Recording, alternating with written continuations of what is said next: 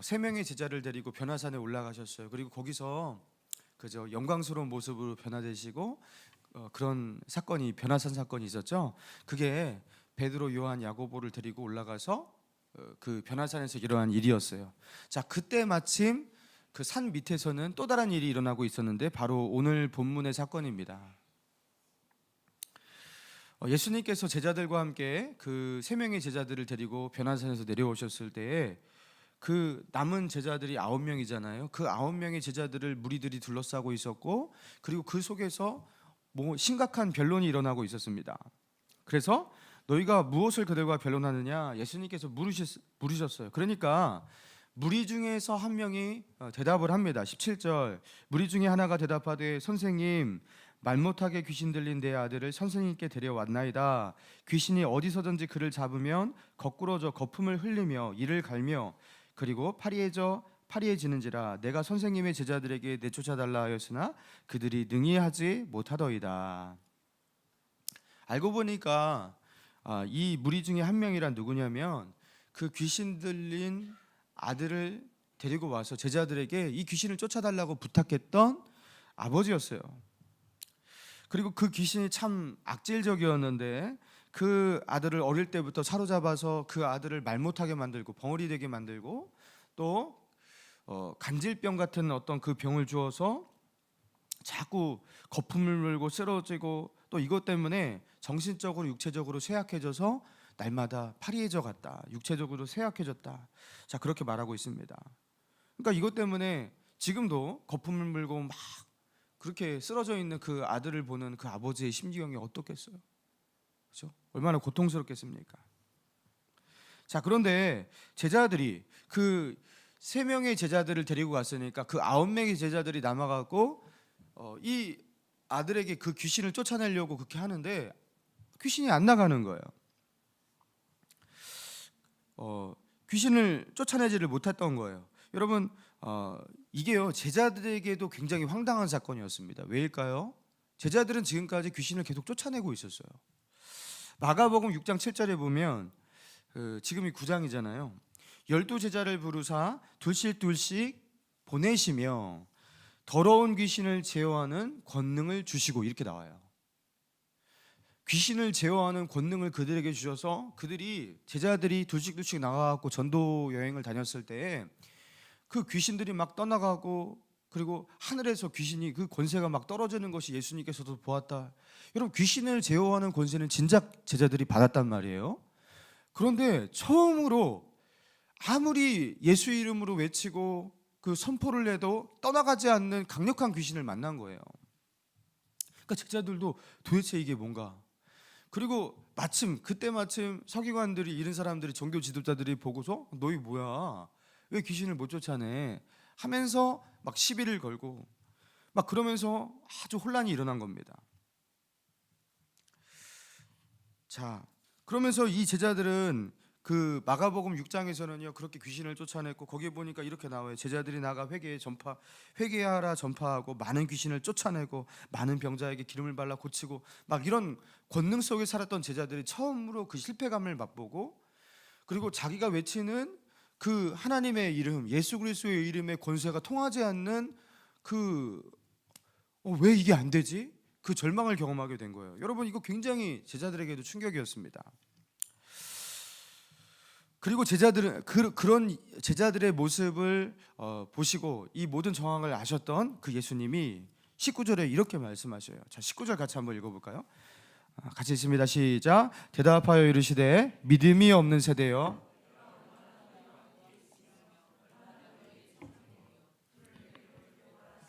자, 뭐라고 말씀하십니까? 믿음이 없는 세대여. 자, 귀신을 쫓아내지 못하는 그 제자들뿐만 아니라 세대라는 말은 이 세대, 그죠? 이 시대의 사람 그런 걸 말하는 거잖아요. 그러니까 이 가운데 있는 그 서기관 그리고 그 아버지부터 해갖고 이 세대를 통칭하여서 믿음이 없는 세대요 하면서 예수님께서 그렇게 호통을 치시고 책망하셨어요. 그런데 이 믿음이 없는 세대라고 책망을 하시는 이 책망 속에 주요한 타겟은 사실 당연히 제자들이었습니다. 왜냐하면 그 뒤에 말을 보니까 믿음이 없는 세대여 내가 얼마나 너희와 함께 있으며 얼마나 너희에게 참으려. 내가 얼마나 너희와 함께 있으며, 제자들이 함께 있었잖아요 늘, 그죠? 그러니까 당연히 이 책망의 주요한 타겟은 제자들이었어요. 내가 얼마나 너희와 함께 있으며 얼마나 너희를 참아야 하겠느냐. 이 믿음이 없는 세대요, 그죠? 그리고 제자들과 서기관들이 변론을 일어났는데 그때 갑자기 이 제자들 니네 똑바로 못해 하면서 제자들을 책망하면 제자들이 얼마나 무안하겠어요. 그러니까 그거에 대해서 변론하면서 트집을 잡고 있는 그 서기관도 아울러서 통칭하면서 믿음이 없는 세대의 책망을 하지만 사실 제자들은 알고 있었어요. 저 예수님의 책망이 자기를 향하는 것을 알고 있었을 거예요.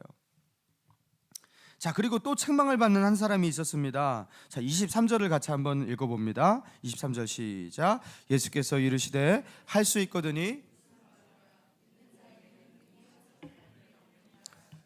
자, 아들의 아버지가요 그렇게 말했어요. 예수님에게 무엇을 하실 수 있거든 도와주옵소서. 무엇을 하실 수 있거든 도와주옵소서. 그러니까 예수님께서 할 수 있거든이 무슨 말이냐? 믿는 자에게는 능히 하지 못할 일이 없느니라. 너 어떻게 지금 나한테 할 수 있으면 도와달라고 그런 식으로 나와서 말하니? 그렇게 말씀하는 거예요. 믿음 없이 나왔다 이 소리예요. 그러나 믿는 자에게는 능히 하지 못할 일이 없다 이렇게 말씀하십니다. 그러면서 이 귀신 들린 아들을 사로잡고 있는 이 문제, 그 귀신이 쫓아내지 못하는 문제, 그리고 이 문제를 의탁하지만 예수님께 의탁하고 있지만 그 가운데도 또 다시 일어나는 문제는 역시 뭐예요? 믿음의 문제였어요. 그 제자들의 문제도 믿음의 문제라고 말씀하셨고, 그리고 이 아버지의 이 발언 속에서도 너는 어떻게 할 수 있거든 말하냐. 믿음이 있는 자에게는 능히 하지 못할 일이 없다고 믿음을 가지라고 하면서 믿음의 문제라고 말씀하셨습니다. 자, 그런데 이게 뒤에 가서는요, 제자들이 28절 보니까요, 자, 한번 읽어봅니다. 28절 시작. 집에 들어가심에 제자들이 조용히 묻자오되 우리는 어찌하여 능히 그 귀신을 쫓아내지 못하였나이까. 자, 집에 들어가서 이 저녁이 되었을 것 같아요. 조용히 묻습니다. 주님, 왜 우리는 쫓아내지 못한 겁니까? 그동안 늘 했습니다. 근데 왜 오늘 그 귀신을 쫓아내지 못한 겁니까? 그렇게 물어보니까 예수님께서 어떻게 대답하셨어요? 자, 29절입니다. 시작. 이르시되 기도 외에는 다른 것으로는 이런 종류가 나갈 수 없느니라 하시니라. 저는요 이 29절의 말씀이 늘 어렸을 때부터 이해가 안 됐었어요. 왜냐하면 처음에 19절에서요 믿음이 없는 세대요 하면서 믿음이 없는 세대라고 책망하셨잖아요, 그죠? 그러니까 믿음이 없다고 그렇게 말씀하셨잖아요. 그리고 그 아버지에게도 할 수 있거든이 무슨 말이냐? 믿는 자에게는 능히 하지 못할 일이 없느니라 하면서 너 왜 믿음이 없니? 하면서 이 모든 문제의 진단을 믿음이라고 말씀하셨단 말이에요, 앞에서는. 근데 왜 갑자기 제자들이 와서 왜 우리는 못했습니까? 왜 우리는 귀신 앞에 무력했습니까? 그렇게 본격적으로 물어볼 때에는 기도 외에는, 그리고 다른 곳에서는 또 기도와 금식 외에는 이렇게 나오죠. 기도 외에는 다른 곳으로는 이런 유가 나갈 수 없느니라. 이게 현대판 개정 성경에 와서는 기도 외에는 다른 곳으로는 이런 종류가 나갈 수 없느니라. 똑같은 말입니다. 유와 종류. 그렇게 말씀하셨단 말이에요. 근데 이게 문맥상 정황상 앞에서 주님께서 하셨던 문제 진단과 뒤에서 말이 바뀐 것 같은 그런 느낌이 들었어요. 왜 사람들 앞에서는 믿음의 문제라고 말씀하시고 조용히 제자들이 나와서 어떤 문제입니까 물어보니까 기도다 이렇게 말씀하셨을까? 처음부터 기도라고 말씀하시든지. 이게 이해가 잘 안 되었어요. 왜 예수님의 말이 바뀌었을까? 이해가 되지 않았습니다. 사람들 앞에 있을 때에는 믿음이 없다고 호통치시고 무리들이 다 떠나갈 때에는 제자들만 있을 때에는 얘들아 사실은 기도해야 돼 이렇게 말씀하신 이유가 무엇일까? 기도를 하지 않았던 제자들, 근데 기도를 좀 해 하니까 사람들 앞에서 위신이 서지 않을까 봐 이렇게 말씀하셨을까? 뭐 때문일까? 아니면 예수님께서 처음에 하셨던 문제 진단은 믿음이었어. 믿음이 있었으면 쫓아내지. 근데 해보니까 이거는 믿음의 문제가 아니라 기도의 문제였구나 하면서 문제 진단이 바뀐 건가? 아까는 미안해서 제자들아 알고 보니까 이거는 믿음의 문제가 아니었다. 너희의 기도의 문제였다. 아까는 미안. 그래서 이렇게 말씀하시는 걸까? 여러분 그러시는 거예요? 당연히 아닐 거 아니에요, 그죠? 그런 건 아닐 거예요. 여러분 이거는 예수님의 말이 번복되는 게 아닙니다. 이거는요 믿음과 기도의 상관관계를 말하고 있는 거예요. 이거는 믿음의 문제이기도 하고 기도의 문제이기도 한 겁니다. 이르시되 기도 외에는 다른 것으로는 이런 종류가 나갈 수 없느니라. 자, 이런 종류란 뭘 말하는 거예요? 여러분 기도 외에는 다른 것으로 이런 종류를 쫓아낼 수 없다, 나가게 할 수 없다. 이런 종류가 뭘 말하는 거예요? 이런 귀신을 말하는 거예요. 너희가 지금까지 쫓아내었던 그런 종류 말고 바로 이런 종류, 아주 악질적인 이런 귀신, 그리고 강한 권세를 가지고 있는 이런 사탄, 이 악한 영, 이런 종류를 말하는 거예요. 너희가 지금까지 내가 너희에게 준 아주 그런 그 권세와 그 능력 가지고 기도도 하지 않고 때로는 외치면 그렇게 나아갔던 그런 귀신들, 그런 작은 문제들, 그런 게 아니라 이렇게 강력한 문제, 이렇게 강력한 귀신, 이렇게 악질적인 문제, 이런 것들은 기도 외에는 다른 곳으로는 물리칠 방법이 없다, 이렇게 말씀하신 거예요. 기도해야지 할 수 있다고. 그러면서 아까는 믿음이 없다고 책망하셨던 예수님께서 이제 와서 기도를 얘기하시는 이유가 무엇이냐면, 여러분 귀신을 쫓아낼 때 그 순간 귀신을 제어하는 권세와 능력은요 하나님을 온전히 신뢰하고 믿고 의지하는 그 믿음입니다. 믿음으로 쫓아내는 거예요. 예수의 이름의 권세를 믿는 그 믿음이 모든 것을 가능케 하는 힘의 원동력이란 말이에요. 귀신을 대적할 수 있는 건 믿음입니다. 그리고 믿음으로 예수의 이름을 선포하면 귀신은 꼼짝을 할 수가 없어요. 자, 그런데 문제는 무엇이냐면 그 믿음을 누가 주냐는 거예요. 그 믿음을 어떻게 얻냐라는 거예요. 여러분 많이 귀신을 많이 쫓아냈으니까 이제 내가 많은 기적을 행했으니까 여러분 그런 경험상, 그런 톡밥상 이제는 지금도 쫓아내겠지. 여러분 믿음은 이런 식으로 생기지 않습니다. 제가 그거 확신해요. 여러분 믿음은 신앙생활이 오래됐다고 귀신을 제어할 수 있는 믿음이 그럼 나중에는 생기고, 여러분 절대 그렇지 않아요. 신앙의 체험과 연륜 속에서 하나님이 함께 하시는 하나님과의 시간 속에서 귀신을 제어하는 그 믿음이 어느 날 생긴다. 여러분 절대 믿음은 그런 식으로 생기는 게 아니라는 거예요. 이거는요 하나님께서 주시는 은사입니다. 믿음은 하나님이 주실 때 가지는 거예요. 여러분 기도할 때 하나님께서 이런 믿음을 우리에게 주신다라는 거예요. 제자들이 벙어리 되게 만들었던 그 아들에게 그 틈타했던 그 귀신을 쫓아내지 못한 이유는 믿음의 문제이기도 하고 기도의 문제이기도 했는데, 그때요 그 순간 그 귀신을 제어할 수 있는 담력이 안 생기는 거예요. 담력이 쫓아내지를 못하는 거예요. 하나님께서 그걸 주셔야지 그걸 가지는 거거든요. 여러분 이거를 어떻게 설명할 수 있냐면요, 여러분 기도를 할 때 때로는 되게 안 될 것 같은 문제들, 아무리 해도 안 될 것 같은 문제들을 가지고서 주님 앞에 나아가서 한참을 그렇게 기도하고 한참을 하나님께 그렇게 맡길 때 갑자기 여러분 마음이 그렇게 달라진 경험 있지 않습니까? 될 것 같아요. 안 될 것 같았는데 갑자기 될 것 같아요. 여러분 그렇게 변화된 적 있으시죠? 기도를 하고 나니까 불안하고 염려되었던 마음이 하나님을 의지하게 되는데, 마음이 전에는 누구도 그냥 굉장히 외롭고 고독하고 그런 마음이 단단해지면서 든든해지는 그런 마음으로 그렇게 바뀐 적 있으시죠? 여러분 기도하고 나니까 마음의 걱정 근심이 사라지고 마음에 이유를 설명할 수 없지만 그 마음 가운데 이유를 알 수 없는 그 담대함이 안으로부터 그렇게 단단하게 여러분 이런 경험들 해본 적 있으시죠?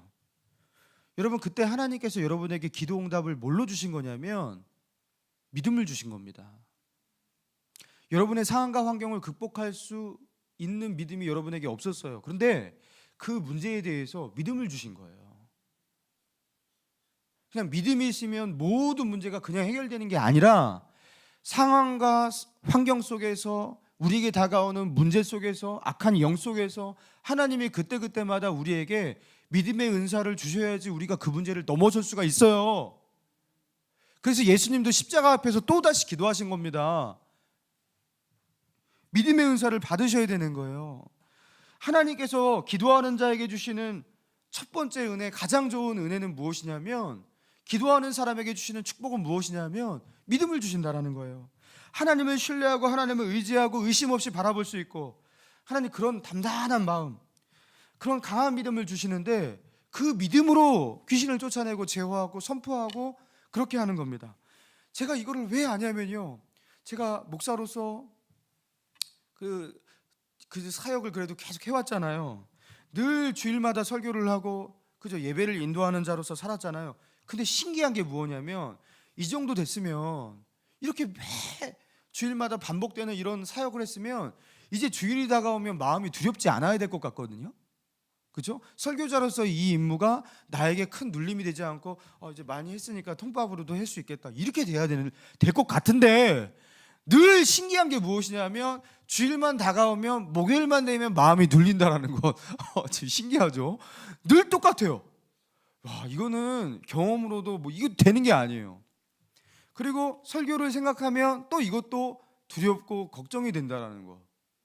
여러분, 그러면 또 어떻게 하냐? 이 답답하고 두렵고 눌리는 마음을 가지고 어떻게 하냐? 하나님께 나아가 엎드립니다. 그리고 주 앞에 엎드려서 기도를 하잖아요. 그러면 그 눌린 마음이 어느새 없어지고요. 그래, 내가 할 수 있어, 하나님께서 하시는 거야 하면서 이 단단한 마음이 생기면서, 그래서 제가 사역에 맞설 수 있는, 하나님께서 내게 주신 그 짐을 지고 갈 수 있는, 할 수 있다라는 그런 마음이 생겨요. 믿음을 주신 거예요, 저에게. 대성아, 내가 너와 함께 한다. 이 사역은 너에게 달린 것이 아니라 나에게 달렸다 하면서 이것을 신뢰할 수 있는 그 믿음을 저에게 또다시 부으시는 거예요. 매 주일마다. 할렐루야. 여러분, 그것을 부으시는 거예요. 기도해서 저도 믿음을 받는 거예요. 여러분, 주님 앞에 엎드릴 때 하나님께서 저에게 주시는 가장 좋은 은혜는, 은사는 믿음입니다.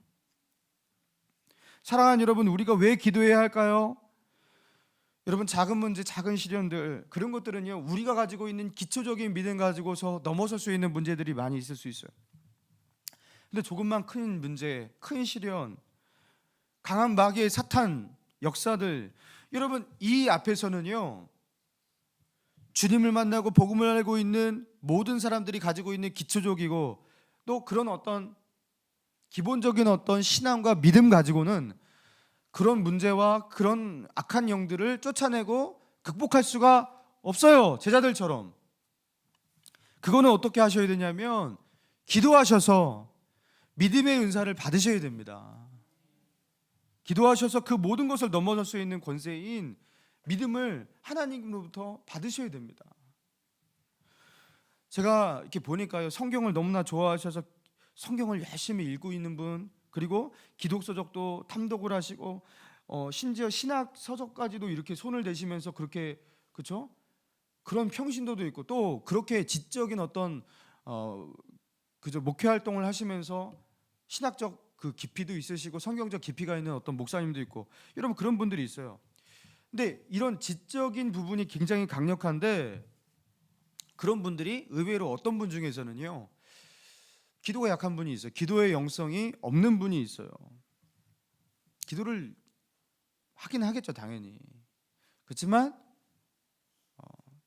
기도를 많이 할 줄을 모르고요, 기도로 하늘의 권세를 부여받는 방법을 몰라요.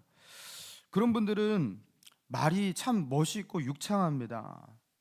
때로는 그 언어가 달콤할 때가 있습니다. 그런데 그 언어에 힘과 영적인 설득력이 결여되어 있어요. 그 안에 말만 봐서는 하나님의 영광이 막 가득 찬 것 같고 천국에서 살고 있는 듯 그렇게 느껴지지만, 당장 자기 앞에 있는 귀신을 쫓아낼 수 있는 권세가 없어요. 지적으로 어떤 영적인 그 모든 것들을 커버하려고 하는 사람들의 특징입니다. 왜입니까? 기도하지 않으면 권세가 없습니다. 기도하지 않으니까 영적인 이상과 현실의 괴리가 느껴져요. 이론적으로는 예수의 이름으로 당장에 물러가야 되거든요. 선포하면 귀신이 무서워서 떠나가야 되거든요. 현실에서는 그 귀신이 나와 친구를 먹어요. 막 왜 그래 하면서 이렇게 왜 그래 나를 왜 자꾸 물리치려고 그래 언제나 나와 함께 했잖아 이러면서 뭐지? 이러면서 엄청 당황스럽죠. 이게 왜 어떻게 해서 이런 일이 벌어지냐면요, 기도를 하지 않는 사람에게 나타나는 특징입니다. 아니 분명히 이론은 이건데 내가 이론을 이렇게 하면 된다고 했는데 왜 안 되지? 왜 안 되니까요. 왜 안 되냐면요, 기도를 안 해서 그렇게 되시는 거예요. 내가 가지고 있는 이론과 현실 속에서 너무 큰 괴이가 일어나는 거예요. 예수 이름으로 선포하면 물러가야 되는데 안 물러가는 거예요. 지금 제자들이 경험한 게 바로 그런 것이었습니다. 여러분, 저희 교회에서 중직이 되시는 분들, 또 앞으로 중직이 되실 분들에게 권면을 드립니다. 우리 장로님, 권사님, 우리 집사님, 여러분 기도하실 때 그 기도 가운데 권세가 느껴지는 여러분 그런 분들이 되시기 바랍니다. 야고보서 5장 14절에 보니까 너희 중에 병든 자가 있느냐? 그는 교회의 장로들을 청할 것이요, 그들은 주의 이름으로 기름을 바르며 그를 위하여 기도할지니라. 여러분, 교회에서 어르신이 된다라는 것은 나 오래 예수를 믿었어, 그러니까 어른이야. 여러분, 그러면요 그분 창피하게 되는 어느 날이 와요. 그 속에 그 연륜만큼 하나님이 주시는 권세가 있어야죠. 여러분, 목감신일교회 서리집사 되시는 분도 저 교회는 서리집사도 기도를 하면 권세가 있어. 여러분, 그런 교회가 되길 원합니다. 여러분, 목회는 목사 혼자 하는 게 아니에요. 여기 그잖아요. 교회의 장로들을 청할 것이요, 평신도와 같이 팀을 이루어서 같이 하는 것.